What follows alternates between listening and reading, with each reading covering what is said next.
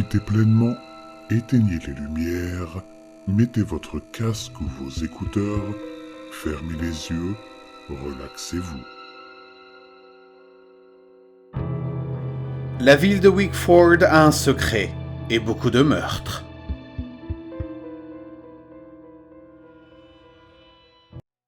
J'ai déménagé à Londres en 2011. La raison de mon déménagement à Londres est très simple, mais recèle une légende si choquante que je ne suis même pas sûr de sa vérité, seulement de son impact. Jusqu'à il y a 3 ans, je vivais dans la ville de Wickford, dans l'Essex. Pour ceux d'entre vous qui ne connaissent pas bien la géographie du sud-est de l'Angleterre, Wickford est, par définition, un trou à rats. Il s'agit d'une longue rue principale avec rien de plus grand qu'un petit magasin libraire, une coopérative et un magasin tout à 1 euro. C'est un endroit ennuyeux et dégoûtant, une fosse septique urbaine. Mais ce n'est pas pour ces raisons que je suis parti. La rivière Crouch traverse Wickford.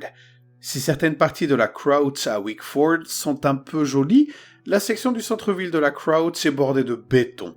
Une disposition mise en place à la suite de 2 inondations à la fin des années 1950. Il en résulte un système de tunnels complexe et très laid, qui s'imbrique dans les égouts. Maintenant que j'ai fourni suffisamment de contexte pour le mythe, peut-être vrai, je vais commencer. En 1979, un élève d'une école secondaire locale, dont j'ignore sincèrement le nom, ce qui renforce l'idée que cette légende est une croyance, a été effrayé. Il s'appelait Jack Caden, et bien qu'il soit un coureur de jupons populaire, sa méchanceté frisait le sadisme. Il se délectait de faire souffrir ses camarades, à tel point qu'il donnait l'impression que la brute de la cour de récréation était généreuse.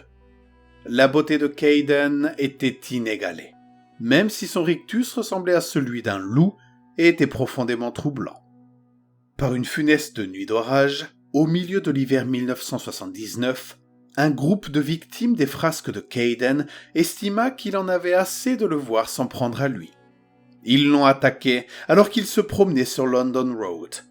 Le groupe, composé de 6 garçons et de 2 filles, l'a attrapé. Ils ont transporté Caden impuissant sous le pont de London Road et jusqu'à la banque en béton de Crouch, partiellement dissimulée. Je ne sais pas exactement ce que ces 8 personnes ont fait à Caden, mais je sais que son visage a été mutilé au point qu'il était méconnaissable. Ils l'ont ensuite laissé pour mort. Son corps n'a jamais été retrouvé et la police a cessé de le rechercher 3 ans plus tard.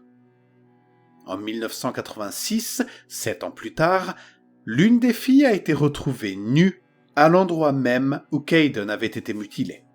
Son cou avait été brisé et ses entrailles jonchaient le béton de la banque. Une note a été épinglée sur son front.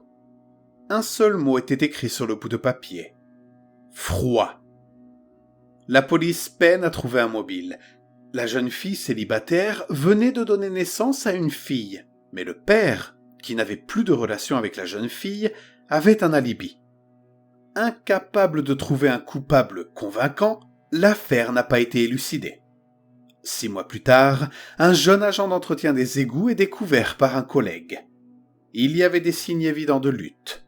Il avait été saisi par derrière et noyé dans l'eau. Là encore, il s'agit de l'un des agresseurs de Caden. Pendant un certain temps, juste avant mon déménagement à Londres, j'ai tenté de faire des recherches sur ces meurtres. Malheureusement, les archives du journal local de Wickford, le Weekly Echo, n'existent que pour la période 1968-74, puis à partir de 95. L'atmosphère laissée par les supposés meurtriers était toxique, et c'était une preuve suffisante pour que je veuille partir. J'ai toutefois trouvé un article qui a constitué une sorte de preuve. Il s'agit d'un article datant de juin 1999 et relatant la disparition d'une fillette de 12 ans près de la rivière Crouch. L'auteur mentionne en passant que la mère de la jeune fille est décédée en 1986 dans des circonstances similaires à celles de la disparition de la jeune fille.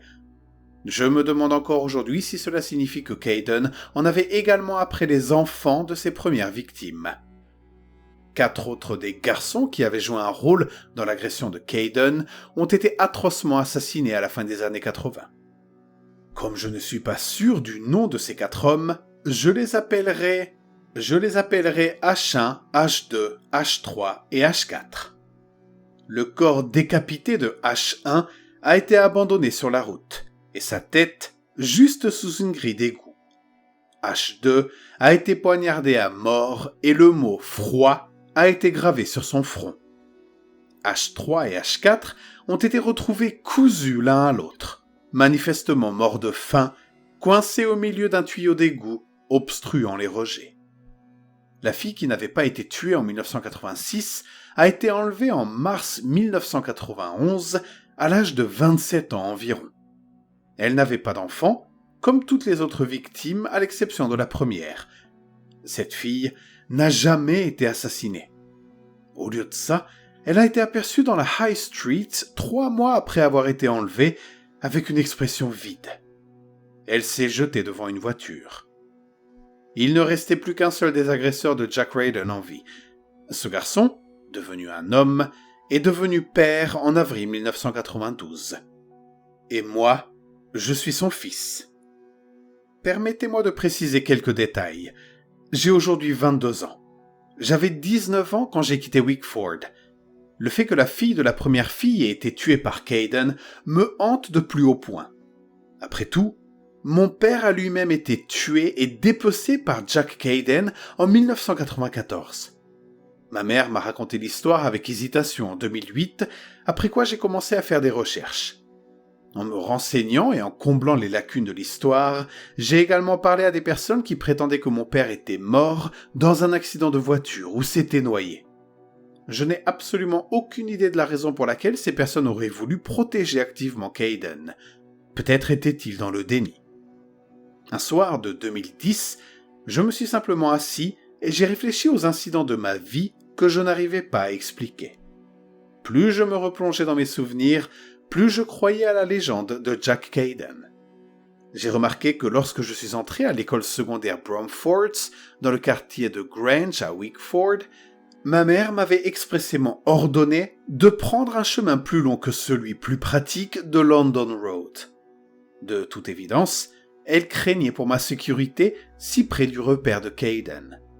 Je me suis souvenu d'un après-midi des vacances d'été, alors que j'avais environ 8 ans. Un homme laid et chauve, que j'avais pris pour un masque d'Halloween très réaliste, s'était approché de moi alors que je faisais du vélo dans ma rue. Il m'a demandé si je voulais rencontrer mon père. Je lui ai répondu que mon père était mort, ce à quoi il a pris une expression très sinistre, étrangement visible à travers le masque, m'avait-il semblé, et a remarqué « Je sais ». J'étais totalement effrayé et je suis rentré chez moi à vélo plus vite que jamais. Pourquoi ai-je brusquement tout laissé tomber et déménagé en 2011 ?